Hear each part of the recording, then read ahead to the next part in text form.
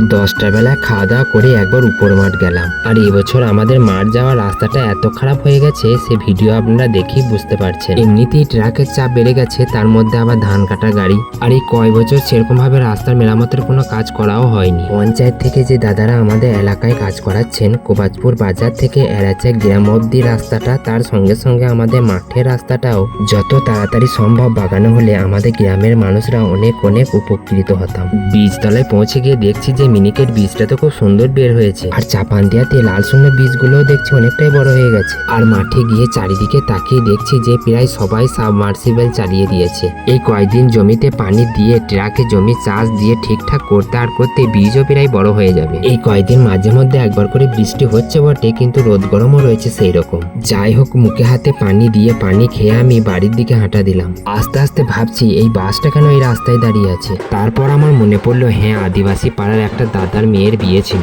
এই কয়দিন ধরে ওরা খুব আনন্দ করছে, আর আজকে ওরা যাচ্ছে কনে যাত্রী। অনেকে বাইরে কাজ করে, আবার অনেকের বিয়ে হয়ে গেছে। যারা আমাকে চেনে তাদের সাথে আমার দেখা হলো, আমার খুব ভালো লাগলো। যাই হোক, ওদের কনে যাত্রী যাওয়া দেখে আমি ওখান থেকে হাঁটা দিলাম। আমাদের পাড়ায় রেশনের মাল দেওয়া হচ্ছে, আর আমি লাইনটা দিয়ে গেছি মাঠ যাওয়ার আগেই। আমি আসতেই দেখছি যে আমার লাইন প্রায় চলে এসছে। চটপট আমি আমাদের চাল গম নিয়ে বাড়ি চলে আসলাম।